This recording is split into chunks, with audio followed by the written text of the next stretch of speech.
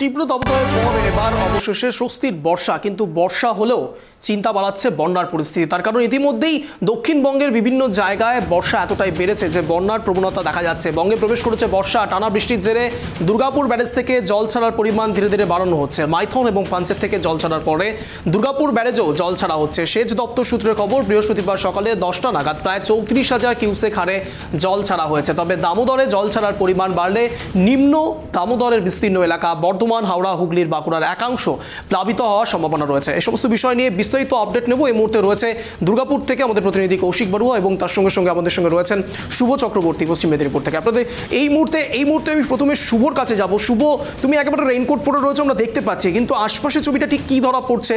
কতটা জল? সাধারণ মানুষ কি বলছে?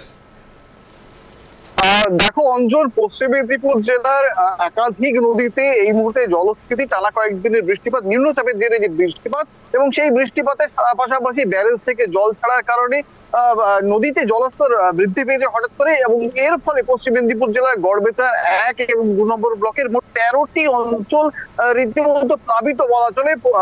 প্রশাসনের পক্ষ থেকে বিভিন্ন জায়গায় খোলা হয়েছে ত্রাণ শিবির, তবে প্রশাসনিক ভাবে এখনো পর্যন্ত একে প্লাবন বা বন্যা কবলিত এলাকা বলে ঘোষণা করা হয়নি। আমরা প্রশাসনের সাথে কথা বলেছিলাম, কিন্তু বাস্তব চিত্র যা বলছে তাতে রীতিমতো ভয়াবহ একটা আকার ধারণ করতে চলেছে এবারের বন্যা। গড়বেতা, চন্দ্রকোনা টাউনের বিস্তীর্ণ এলাকার যে সমস্ত অস্থায়ী কাঠের সেতুগুলি ছিল তা ইতিমধ্যেই জলের তলায় ভেসে গিয়েছে, প্লাবিত হয়েছে চন্দ্রকোনা বিভিন্ন এলাকা। গড়বেতার অবস্থা একই। যে সমস্ত এলাকায় এর আগে যে পরিস্থিতি মানুষ দেখেছে সেখানে বন্যার জল প্রবেশ করেনি, কিন্তু এবার তার ভিন্ন চিত্র দেখা গিয়েছে। অর্থাৎ কোথাও গিয়ে একটা আতঙ্কের পরিবেশ ইতিমধ্যেই শুরু হয়েছে পশ্চিম মেদিনীপুর। একেবারেই তুমি যেখানে দাঁড়িয়ে রয়েছো সেই জায়গার নাম করলে পরে বারংবার যেটা মাথায় আসে তা হলো ঘাটাল মাস্টার প্ল্যান। আবারও সেই ঘুরে ফিরে ঘাটাল মাস্টার প্ল্যানের দিকে কিন্তু আঙুলটা আসছে। শুভ,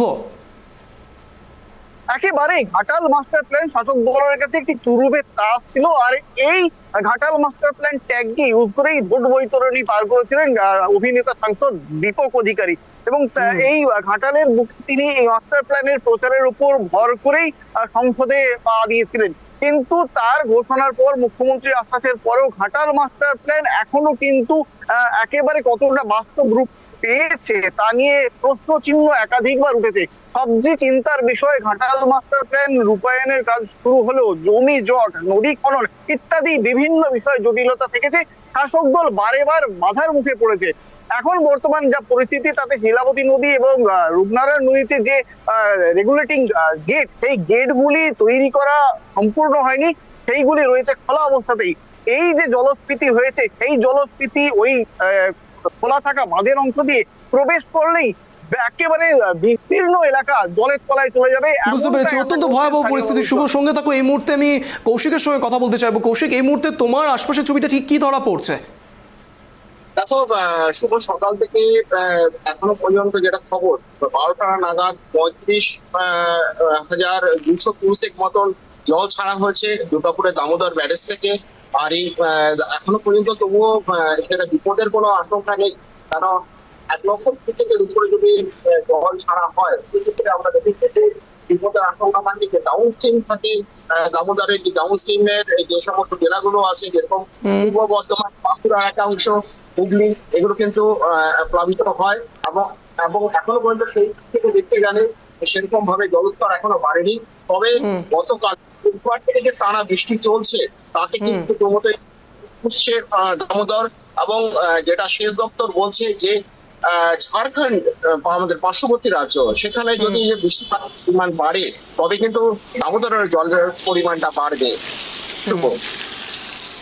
একেবারে কৌশিক, আরো একটা বিষয় এখানে অত্যন্ত গুরুত্বপূর্ণ, স্থানীয় মানুষদের জন্য ঠিক প্রশাসনের পক্ষ থেকে কি কি স্টেপ নেওয়া হচ্ছে? স্থানীয় মানুষরা কি বলছে, তাদের রিয়াকশন ঠিক কি?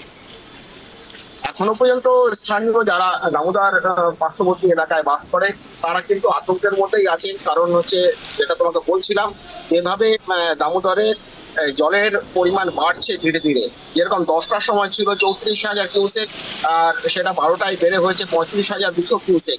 তো জলের পরিমাণ কিন্তু বাড়ছে।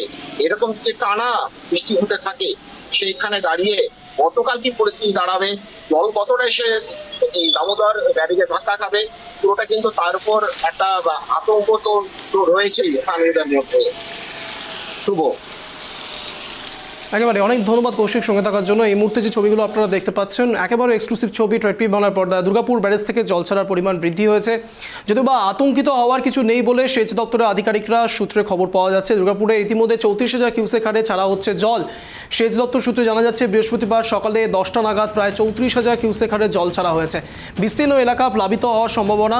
এই মুহূর্তে যে আপডেট পাওয়া যাচ্ছে, বঙ্গে বন্যার পরিস্থিতি, বঙ্গে প্রবেশ করেছে বর্ষা। টানা বৃষ্টির জেরে দুর্গাপুর ব্যারেজ থেকে জল ছাড়ার পরিমাণ ধীরে ধীরে বাড়ানো হচ্ছে। মাইথন এবং পাঞ্চেত থেকে জল ছাড়ার পরে দুর্গাপুর ব্যারেজেও জল ছাড়া হচ্ছে। সেচ দপ্তর সূত্রের খবর বৃহস্পতিবার সকালে 10টা নাগাদ প্রায় 34,000 কিউসেক হারে জল ছাড়া হয়েছে। তবে দামোদরে জল ছাড়ার পরিমাণ বাড়লে নিম্ন দামোদরের বিস্তীর্ণ এলাকা বর্ধমান, হাওড়া, হুগলির, বাঁকুড়ার একাংশ প্লাবিত হওয়ার সম্ভাবনা রয়েছে। তবে এখনই আতঙ্কিত হওয়ার মতো কিছু নেই বলে সেচ দপ্তর আধিকারিকদের সূত্র থেকে জানা যাচ্ছে।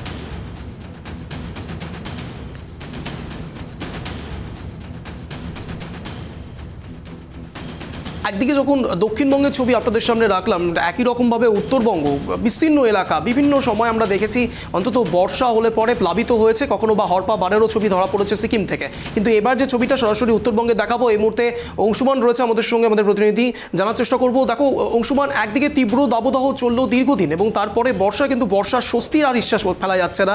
একদিকে দক্ষিণবঙ্গে বর্ষা বন্যার পরিস্থিতি তৈরি করছে, আবার উল্টো দিকে উত্তরবঙ্গেও একই রকম ছবি ধরা পড়ছে। কি দেখতে পাচ্ছ তুমি?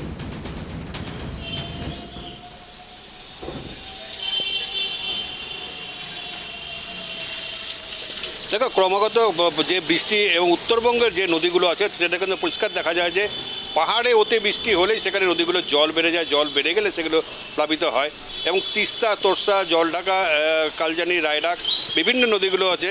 আরেকটি বড় সমস্যা হচ্ছে ভুটান, যে যেখানে ভুটানের বৃষ্টির জন্য জলগুলো কিন্তু বেড়ে যায়, যার ফলে কিন্তু জলঢাকা হোক, তোরসা হোক, সেগুলো কিন্তু প্লাবিত হয়ে যায়। কিন্তু গতকাল থেকে যে বৃষ্টি হয়েছে, আমি সেই বৃষ্টির ফলাফল নিয়ে প্রথম দিকে পাহাড়টার কথা বলতে যাচ্ছি। যে পাহাড়ে অর্থাৎ শিলিগুড়ি থেকে সিকিমগামী 10 নম্বর জাতীয় সড়ক, 10 নম্বর জাতীয় সড়কের পাশ দিয়ে খরস্রোতা তিস্তা বয়ে গেছে এবং পাহাড়ে অতিবৃষ্টির ফলে তিস্তার জলস্তরটা অনেকটা বৃদ্ধি পেয়েছে এবং তিস্তা নদী বারবার করে এসে 10 নম্বর জাতীয় সড়কের নিচের দিকে ধাক্কা মারছে, যার ফলে কিন্তু রাস্তার অনেক জায়গায় ধসে চলে গেছে, নদী গর্ভে চলে গেছে। এবং এই যে 10 নম্বর জাতীয় সড়ক, গত বছরের কথা যদি আমরা মনে করি, গত বছর প্রায় 50 দিনের মতন এই জাতীয় সড়ক বন্ধ ছিল। বর্ষার শুরুতে যেভাবে ধস নামছে, একেবারে অংশুমান তুমি সঙ্গে থাকো।